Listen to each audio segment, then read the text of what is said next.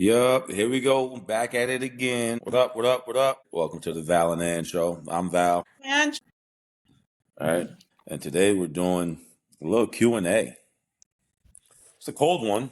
It's definitely cold outside, but we'll warm the station up. All right. let's do it. And get it right. I have been thinking about these questions of what I needed to ask you just based on how I hear you talk to people, watching you in action, and just trying to get to know you more. I feel like if I want to get to know you more, I know the listeners do as well. And I think I'm going to challenge you with these questions. Definitely, you know, keeping everybody and people in the loop of what we do, but it's always good to know the person that's in front of you. And I ask the kids this all the time. I'm like, tell me a fun fact about. I think it's one of the things that we're doing with the social media is asking about what's one of the fun facts. Tell me one of Coach Val's favorite sayings, or what's a fun fact about Coach Val. Yeah, I know a lot about my athletes, but what do they know about me? Yeah. It Or helps build relationships. anybody in general, you know. Yeah. All right. Well, I'll go. What do you want to do? You want to go back and forth?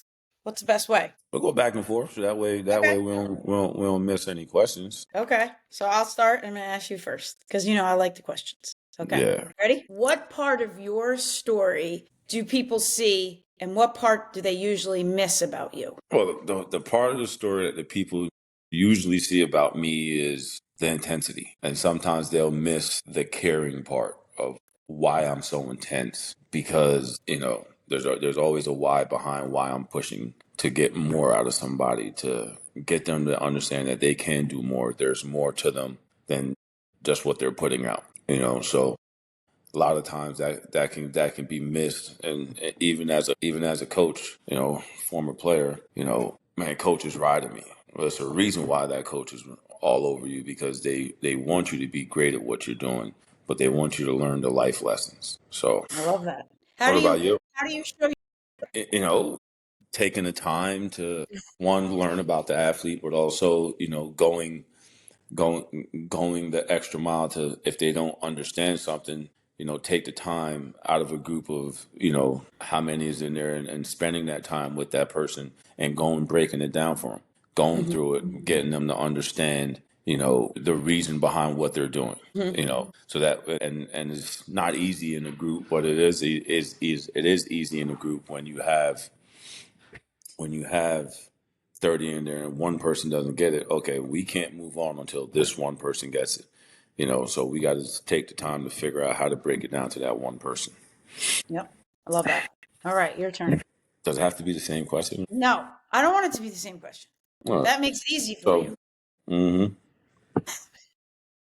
All right. What moment in your life forced you to grow up mentally or emotionally? Or should I say mentally and emotionally? So I would say a moment within the past 5 years that made me grow the most mentally and emotionally would be definitely when I left my career. And at first I thought I was leaving a career, but really I left a job. And now I see that my career is still teaching and coaching. And so, but in that process of being so low and regretting and thinking about what I did, I actually found myself. I found the message that would help people because I walked through it, on my own as well. And I would say that moment in the past 5 years was definitely shifted me into knowing exactly what my purpose is. But as a kid, I would say the transition from 8th grade to freshman year, my parents getting divorced, challenged me mentally and emotionally when you're in an awkward phase in your life and you're not like everybody else anymore. And you are already questioning, why am I different? Because of the emotions and everything going on. And then knowing that you now are, I think was probably the moment that I dove into at that stage in my life, anything that had to do with self-help and improvement. So Okay. those 2 moments. Yep. Yeah, I respect it. I respect it. That's because that's not a simple task neither. No. As we always say, sometimes you got to lose yourself to find yourself. When you go through things, you learn a lot about yourself. When you go through things as an individual, or as you go through things as a team, hopefully the whole team grasps the lesson that's given. So Yeah, I respect definitely. that. All right, ready? Oh yeah. What do you believe separates good performers from great ones? Well, the listening and retaining information. How Mm-hmm. well can you listen to what's being given as far as the instructions? What are you being coached to do? You Mm-hmm. know, how well how well do you retain it, and then how well are you going to go out there and execute what you retained? So you got to be able to listen to information, retain the information, and go out there and execute it. And Mm-hmm. then the other part, that very deceiving percentage that comes in, is your work ethic. What are you doing to better yourself? What are you doing to better the team? Because if I'm bettering myself, I'm gonna have to find a way to help, within the system, better my team. So I was always that person that had to go the extra mile. I had to work a lot. I would work a lot harder. I had to do the extra things. I had to do the little things. I wasn't the strongest. Okay, so let's find a way to get stronger. And back in the day, when I was in high school, we didn't have trainers. We had outside manual labor. For me, was the not knowing what I was doing, but manual labor made my grip stronger. It made me stronger lifting cinder blocks, moving cinder blocks, mixing cement, cutting grass, dragging a lawnmower behind you. You know, it gave you that work ethic to always want more. And for me, I appreciated that because I knew what I was working towards at that time. So hard work definitely is the price that we pay to create separation between good and great. And Mm-hmm. listening and retaining information as an athlete, being on the field, is what's going to separate me from, separate the good and the great to excellent. You want to be that leader. You want to be that phenomenal athlete. You want to be a Hall of Famer. Going the extra mile. Mm-hmm. Love that. So, You've been saying that all along. All right. all right. How did adversity shape the way you coach and lead now? Man, I was built for this. I had adversity. I Intense, had right there. Intense. Yeah, I had adversity my whole life, and for a while there, I used to say, "Why is this happening to me?" And I will say my greatest blessing in life is that it happened for me, because now I know that what I went through, everything I learned is going to help every single person I come in contact with, no matter who they are. And so adversity just gave me the skills to be resilient. It gave me the ability to be empathetic towards anybody going through something. Like, I know what you've went through. I know what that looks like. I know how to help you because I walked in those shoes. And I feel like that's a huge, The pups are awake. yeah, that they are awake. It's a huge advantage to have for me. Kids want to listen to someone that's been through it. They don't want just someone to talk at them. I agree. I like that. Yeah. Hey, stop. Yeah, Shit. that's it's funny. It's funny that you said that because I I I said that about my English teacher. I was like, this guy gave the same English test every day my senior year and expect me to write a term paper. It's impossible. Makes them go crazy. Sorry, Val. Probably, probably something running around. Mm-hmm. But yeah, that's what it was. I'm like, how do you expect me to learn from you when you're not teaching? Or how do you expect me to learn from a coach that hasn't been through it? You Mm-hmm. know, you haven't been through the process. You Mm-hmm. haven't. Okay, you played in high school.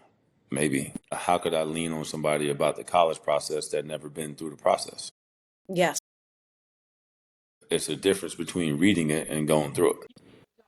Yeah, I would definitely say too that, like, knowing that we've been through hard things, like when a kid is going through them, instead of trying to save them from the hard thing, I love being able to guide them through it, Hmm. because I know that if I didn't go through that, I wouldn't be here today. So I think, like, people that haven't been through adversity want to always fix things for kids, when really the biggest gift we can give them is to have them go through it and just guide them through, is something that I truly believe in now. It's like I look back and I'm like, okay, like, I'm glad nobody saved me from it.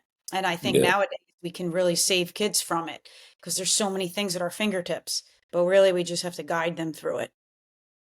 Oh yeah, and that's all it comes down to, just giving them guidance, Yeah. guiding them and navigating them through their own path. Let them follow their own journey. Yes. Definitely. All right. What struggle do you still work through today, even with all your success? I don't know because I Val, you know you what have struggles. I'm be honest with you. No, hold on, hold on, hold on. It's more so, with all the success, I don't know. I challenge myself every day. Hmm. Some days more than some where you just don't feel like doing anything. Like I'm human, but Hmm. sometimes, most of the time, those are the best days where you get up and when you don't feel like doing something, you get up and you still do it, but you feel more rewarded because you push through something that was just weighing you down. And for me, it's not one of the struggles is carrying the whole world on my shoulders. It's like you can say I self taught myself this not to hold on to a burden of everybody else's problems. I listen to it, but it's like, okay, I give advice to fix it, but what more can I do, you know, in order to fix it? Hopefully that the storm just passes by, or if it's going to stay sunny. That's probably my biggest struggle is trying to help and please everybody. And I realized I couldn't be in 20,000 places at once. I'm not going to make everybody happy, but as long as I'm where I'm supposed to be, then everybody around me at that point has got to be at peace with themselves and just live life. A client said to me today, said, the best part of your life is where you are today. Live your life to the fullest. I love that. That's beautiful. That just rings bells. And I was like, you got to evaluate yourself every day, even when you think that you're at the top of the mountain. You still got to have that appetite to want to be successful. So I would say, like, I know you constantly setting goals for yourself physically. So, like, I mean, clearly neither one of us are someone who does New Year's resolutions, but like, I know all your physical goals, but what would be a mental goal that you want to improve on? Like a mental struggle that you would want to improve on as you're getting older? I mean, Like something you can do better mentally or emotionally read as you're more. getting, read more. I've definitely challenged myself to actually read more, Okay. because I don't know all, and I'm constantly learning, So, but I think I need to be able to spend more time reading more Mm-hmm. and seeing how others think, like how other authors think, people that have published books that are doing the mental and the physical. Like I have the David Goggins book. I haven't read it yet. I bought it, but Mm-hmm. I didn't read it yet. Mm-hmm. So what's his mindset like? I got a Kobe Bryant book. I bought it because I had the intentions of reading it. So I think I just got to be more disciplined with what I set my mind to do. As far as in the reading process and seeing how they went through life. Yeah. I know how I'm going through life. I mean, maybe you can pick things Oh and yeah. learn as you go. That's definitely one thing that changed me is reading. It's just reading people the way they talk, the information, the way they put it out has definitely helped me become a better speaker.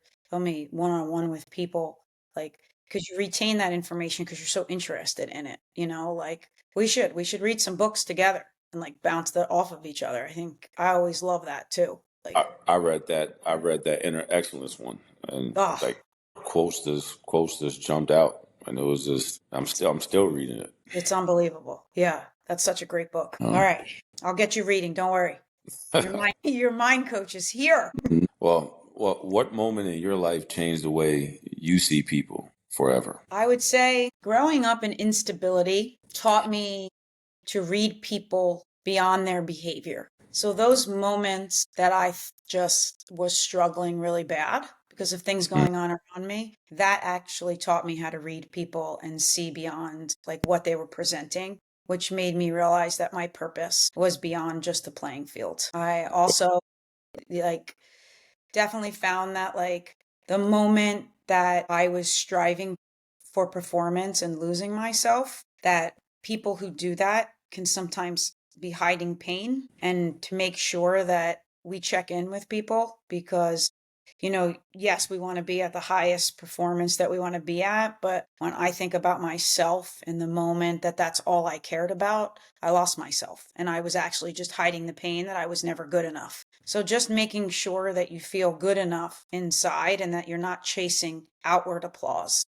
all the time was another moment that changed for me. Definitely. And Okay. never judging an athlete. 3 instances with athletes in 26 years. And I would say that you have to be more curious instead of completely judgmental of how an athlete is acting. There is a reason behind their behavior. They're children. They're kids, and we need to be more curious about why they're acting that way with better questions for them instead of coming at them. So, Yeah, yeah, that's a that's big thing. that's a big thing. Those moments in my life, those 3 times that I didn't do that, you know, I wish I could take back. So, yeah. All right. Yeah, I do that a lot. Like I ask, why did you do that? Mhm. I'm like, didn't I just call the blitz? Why did you not go? I want to know why you didn't go. And don't tell me Yeah. that you didn't get it because you looked at me and gave me a nod and a thumbs up. So why Yeah. didn't you go? I thought this. Well, you didn't do what you were coaching. So Yeah. I The want to why know questions are why. definitely, I mean, my coach from high school, the legend, Nancy Williams, would constantly ask us why. And it became so overwhelming because you wanted to give her an answer, but really, athletes go through this process in their heads where sometimes they just do. Like, Hmm. their minds aren't developed yet. So we're asking them questions that maybe they don't know why. It was like this first reaction to do. So I think there's definitely better ways and for us to identify, moments of why an athlete did what they did. Like we'll talk them Yeah, through it. Yeah, I've been doing some research on it, so I have to kind of share that with you, which gets them to reflect more, and it's a better teaching environment for them. But I think that yeah, will help, like because it does start with us in so many yeah. ways. It's my turn, right? Hmm. I think I kind of know the answer to this, but I'm hoping that I'm going to use the word that gets under your emotions here. What breaks your heart when you look at sports culture today? Oh my God, sports culture, soft generation. Val. It is. Listen, I'm always going to be honest. It is the coddled generation, Mhm. and the culture of it is bent. I like there. I don't feel there's no standard behind it. And every coach you hear talk about, oh, the standard is set. The standard is set. What standard? Because every program has its own standard of sports. Period. History has set the standard. Watch of, we talking about football, you talking about basketball. Like the big one right now is who's the GOAT, Michael Jordan or LeBron. It's not even a question, right? It's night and day. And the sports culture in today's is more enhanced because of technology. Back then, you think about it, if Michael Jordan or a Larry Bird had Instagram or Twitter or something like that, it probably they'll be it wouldn't even be a question of anything coming behind it. So the sports culture for me is just at a it's grown in a way where maybe some dinosaurs won't understand it. You call me a dinosaur in this industry. It is growing, but I'm so used to the old way where the word culture comes with a purpose, and that purpose that's that tough mentality. Now, is every kid soft? No. Is every program coddled? No. Right? It has its waves, and they pick and choose when they want to. We pick and choose. I fall victim of it. My kid don't want to go to school. My mother would have kicked me out of the house and told me to go to school. That's going to trickle into, oh, I don't feel good. I don't feel like playing in today's game. Where I'll play a game with the flu. Sorry, but it means more to me to go out here and win than lay in bed and wait for this thing to pass. So Well, I that's think where it, and I respect that, and I think that, but I think what I love about you is that you're also finding a way to marry both, and I think that that's what we have to do to be successful in this I'm. in politics, right? But I also think that like back in the day, you didn't have the distractions. So if you were sick, you dealt with it because you didn't have any other options, right? Yeah. Kid is sick, they have so many other voices in their heads that they don't know what to choose. And I'm not saying like your wife, like none of that. I'm just saying Yeah, like no, there's. there's just so many distractions that their kids' minds aren't just set on one thing. They can see Oh. too much now. It's Hmm. they're so we They got the world at their hands. yes. And you know so and that's I think it's a blessing and it's a curse at the same time. mhm. It's like your That's why. why was bigger, right? Like your Hmm. why was I'm an athlete. I go, that's my team, let's go. These kids, they're not just athletes anymore. They're everything to everybody and think they need to be because this phone presents them with influencers and The little how entrepreneur. yeah, yeah, Yeah, they're an entrepreneur. And yeah. so Well, it's that's why like I actually stopped. I self-checked myself with that because I was like, listen, you're not soft, y'all just different. mhm. you know Yeah, yeah, and that's where that phrase comes in. It's built different, Mm-hmm. right? They're just built different, and and it's an easier way, it's a nicer way of saying that you're soft. But Well, sometimes they got to be humbled mm-hmm. to be brought to reality that you're human and you can't waste your time on waste your time or dwell on negativity. Yeah. You gotta take that negativity, find a way to turn it into a positive, and then roll with it. Yeah. That's why when you lose, like they say, when somebody goes undefeated and then they lose towards the end of the season, there's a lesson in that. And then Yeah. if you learn from that loss, right, at the end of the road is going to be successful. So Mm-hmm. you got to be built different. Mm-hmm. All right, we could go on forever about that. Yeah. I want to tackle you here with leadership. What does leadership actually look like when no one is watching? I I have kind of know the answer to this one, but Well, we've talked about this, and I will give you credit here. Through getting to know you more and more, I have definitely learned how you do all the little things when no one is watching. You've been a really good influence in my life for that, and as many excuses as I've wanted to make, I always used to tell you this, that I don't have good routines and habits. And for the past 4 months, 5 months, when I got back into coaching, I was like, I have to walk the walk. And I would say leadership for me is doing the little things every day to prepare me to be my best self for the people I'm leading. So hmm leadership looks like the not impressive things. Leadership doesn't look like a title. Leadership doesn't look like a win, doesn't look like a championship, doesn't look like a stat. Leadership looks like who you show up because of how you built that person when no one was watching. Literally 5 things. I made my bed. I drank a cup of water. I moved my body. I read 10 pages in a book. Look at that pinky. And it's so tricky. Look at yours. And the last thing I did was made a list of 5 kids I needed to check on because of the day before. And I became a totally different leader. Totally. And Yeah. yeah, so that's something I'm teaching now is, leadership at your core develops in that foundation that you need to set when no one's watching. So hmm I love that. Thank you for that question. Good stuff. No Yeah. problem. All right. What's something people would be surprised to know about you? What would they be surprised to know about me? Mm-hmm. I don't- Uh, Do you cry at movies? no, Okay. I don't cry at all. You never. There you go. You hear my echo in the background here? My wife is in the back. He's not a crier. I don't cry. I No. don't think I can physically produce tears. I can't cry. Yes, you can. No, Well, because you find the perspective quick enough. You no, have it's an. just like I've seen and been through so much where I'm like I'll be in shock, but I won't cry. If you feel sad, how do you feel sadness? I shut off. I internalize everything. I go real quiet. Like if I'm sad about something, I'm trying to figure out how I'm gonna cope with this, and I'm gonna deal with it. And I just keep going. I start moving. I just keep moving. You won't even know When do because you because know I, that I'll you? just be silent, and it'll be something that I'll be thinking about. But like I said, I know how to compartment everything. So if something sad happens, like let's say somebody dies, Mm-hmm. like, all right, I know I'm no longer going to see this person, so I have to figure out how to deal with it. If it's somebody that I talk to on the regular, or if it's somebody that was close to me. I remember when I was and they'll come to my thoughts. Ken Fisher was a very good buddy of mine. Very very inspirational in coaching and guiding young women. He was a girls basketball coach, and no matter where I was as a trainer, he always says, "Val, I need you to come work on my team. I want you on my coaching staff." And when he died, there's that compartment of he'll come and just sit down and have a conversation with me. He'll Mm-hmm. check in on me. Now I don't have that person to check in on me. So I had to learn how to say, okay, I internalize that. When I think about him, I'm not going to sit here and cry. I'm gonna think about him in a happy form. He was a phenomenal educator. He kept it real. He didn't sugarcoat things.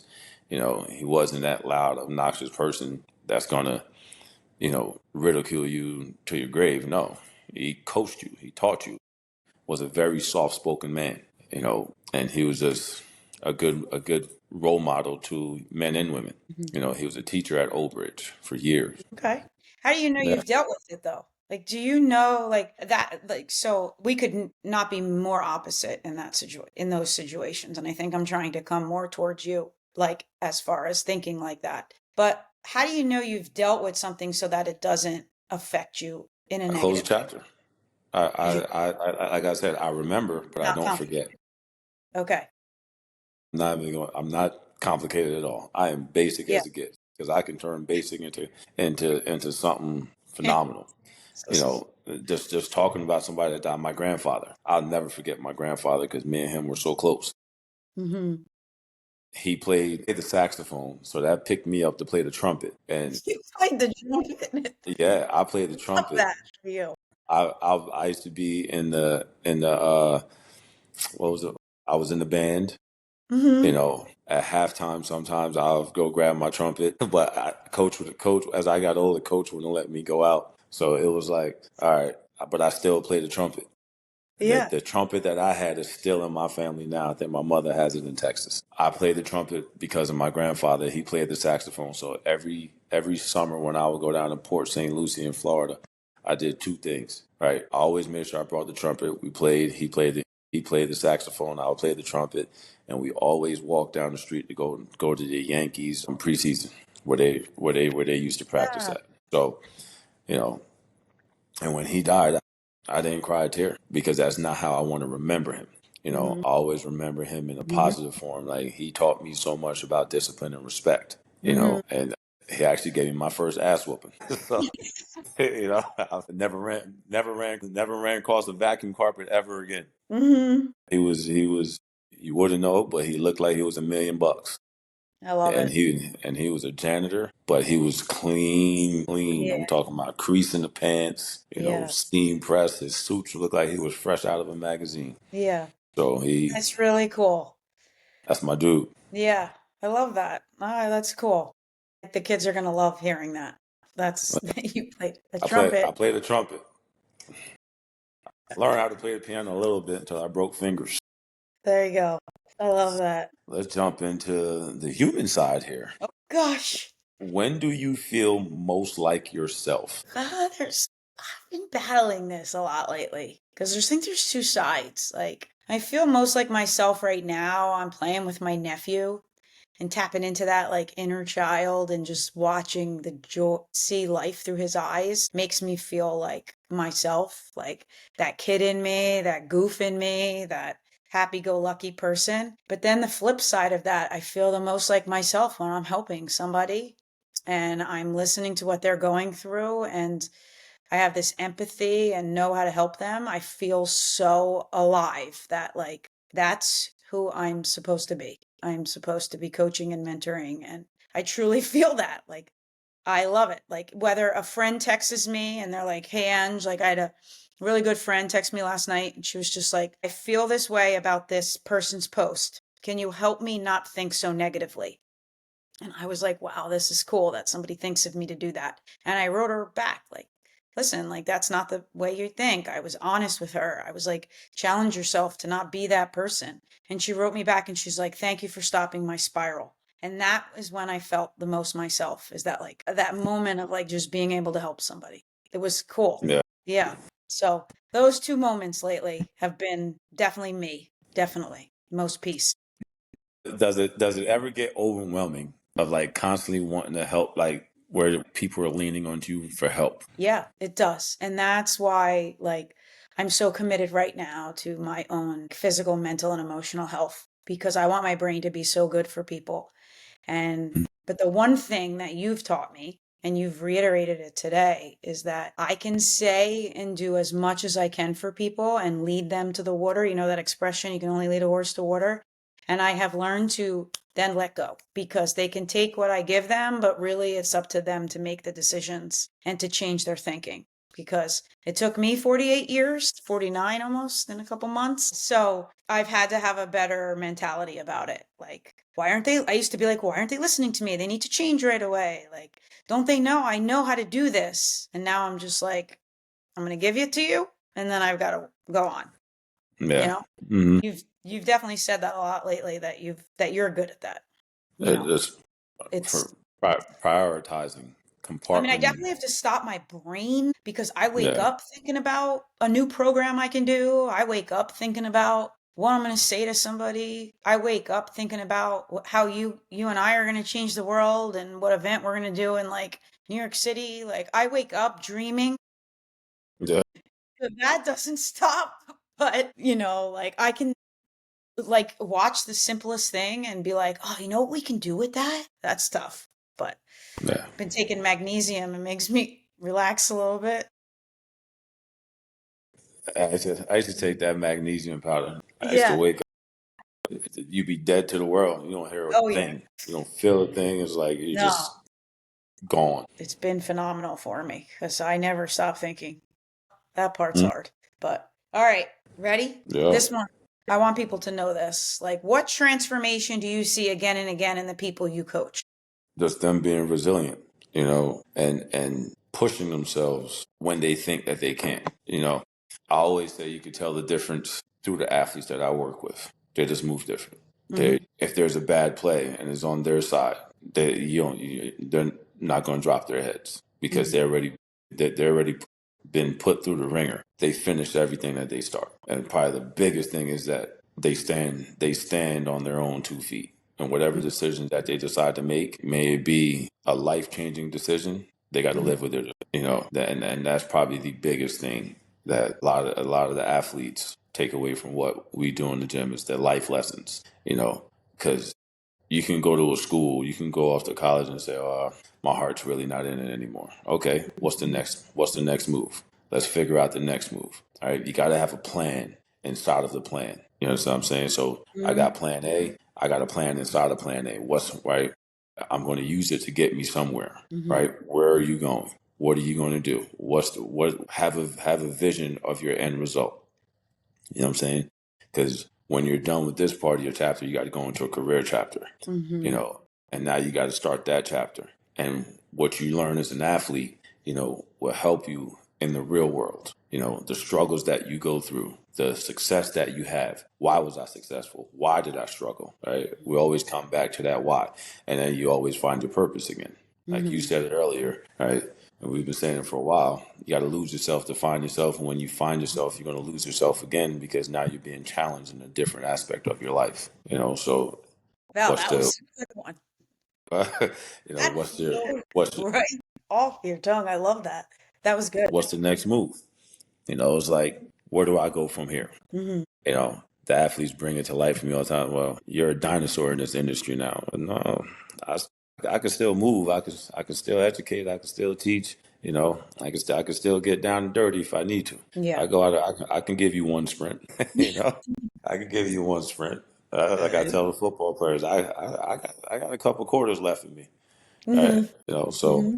because that's my mindset. My mindset is that I'm always going to go. I'm always going to continue to keep moving. Yeah. I think I said it to them. They, Val, what you going? They said you're too old. I'm like, who's too old? I was like, let's understand this. When I die, and I want y'all to remember this, they're gonna bury me standing up because y'all ain't never gonna catch me laying down. So y'all always they're gonna bury me standing straight up because that's just my mindset and always moving. Yeah. So Love that. that's it's a positive. It's a Yeah. positive. Um, So all right. We got one more each. I got one for you. Okay. I just seen it when we're talking about legacy. Yeah. When it's That was all gonna said be. and done, when it's all said and done, Oh no. what do you want people to say about how you showed up? I can answer that one. I just told you. They're going to bury me standing straight up because and I hit them with it today. I said, listen, before I get out of bed, I know that's your question, but I know you want to ask me that one too. Yeah. Do it. You I go first. pray every morning before I get out of bed. Nobody's prayer is ever perfect. But I pray for my family. I pray for my loved ones. I pray for anybody that comes in my path that needs guidance. I pray that nothing, comes out of the blue for the world where we're in shelter fighting for our life, Hmm. for our lives. So, and we just pray that God watches over us and makes it and helps us through the hard times and keep us focused even when we have the great times, and then my feet hit the ground and I just get running. Hmm. There's a purpose behind why we get up and do what we do. Some people just get up and don't have a purpose. So, Yeah. but the ones that get up, they have a purpose, that understand their purpose, right? Even when they don't want to. I think Michael Jordan said it best. No matter what arena he played in, he never took a day off because there's somebody in that arena that's never watched him play. And if you're going to come out and give me 2.5 hours of your time to come watch me play, I'm obligated to give you my all. And that ring bells with me. If you're coming to my gym and you're here for 60 minutes, I am obligated to give you the best 60 minutes to make you work, to make you feel accomplished before you walk out the door. You walk in the door feeling a certain way. Some are nervous for the first time. Some are, the word on the street is that you're tough. No, I'm demanding of your standard. You know what I'm saying? Because you have that standard of who you want to be. That's why you're here, right? And now I demand, right, a certain work ethic. And it can be the easiest work ethic or it could be the hardest work ethic. It's what you do with it. So they can always say that about me. I demand perfection. And Hmm. nothing in life is ever perfect. But if we're chasing perfection, I promise you're going to catch up to excellence because we're constantly working. I cried a little. No crying, no crying, no, Sorry.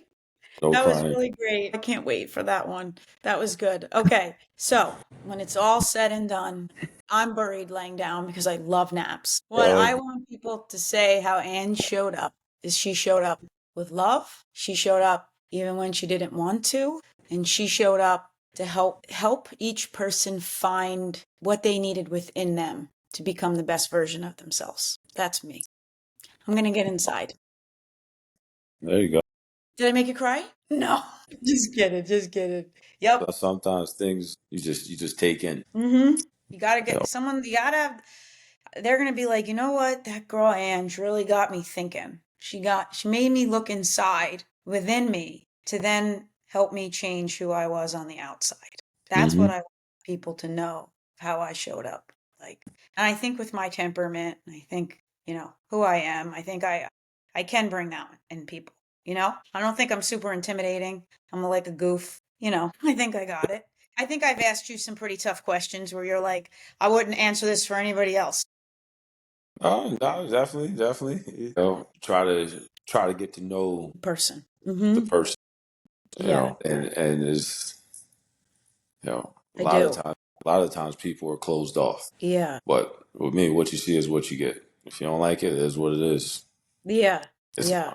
me. Like I have a silly side where a lot of times I have that look on my face where it's like I'm not going to say the word, right? But it's like, Yeah, it, yeah, it's like I have that look on my face like I'm not to be messed with. Like, well, no, yeah. I'm easily to approach. Like Oh, yeah, you are. Yeah. some people are terrified to come up to me. I'm just like, why? You Yeah. think I'm not going to kill you. Once you get to know me, is to know me, and you'll understand that you got a fighter in your corner. And if you don't, it is what it Yeah. is. Yeah. I definitely think like as I've grown up and as I've become like more secure in who I am, I think I've definitely like just been like, okay, this is who I am. Like this is exactly it. Like I am an intense person, but I'm also a pretty calm person. Like I'm funny and joke around a lot, like, but then there's the side of me that is very serious. And I thought I couldn't be both, but now like I've realized that like I'm good at both. So you just ride it out. And then the people that are gonna, if I'm for people, great. If I'm not, I'm not a stuck up, like, suit wearing professional that's gonna spit at you some really big words. Yeah. And yeah, that's not me. And I thought I had to be. And Mm-mm. then I thought I had to be a lot of different people in my life. But now I'm like truly fine. I'm so happy I found it before 50. I got 50 more years comfortable in my Well, own skin. it's definitely key is knowing. Yes. And And that's what one, I want kids to find like quicker than I found it. Like that's why I think this mission is so strong for me. well, that's why this is so good for them because it will speed up their processing of their Yeah. perspective of themselves. Mm-hmm. Yeah. And it's not going to happen at a young age because their brains are still being developed. But once they find their voice and they start to understand who they are and why they do things and why they want to do things, they will 100% emerge into a leader, and then they'll be the next wave to take what we're doing and enhance it. Yep. Yep. Very cool. Well, that Oh was yeah, so fun. I yeah. felt like A little we were Q and focused. So that was good. That was good. hmm I enjoyed that. We'll have to, as we continue to grow too, I think we're learning.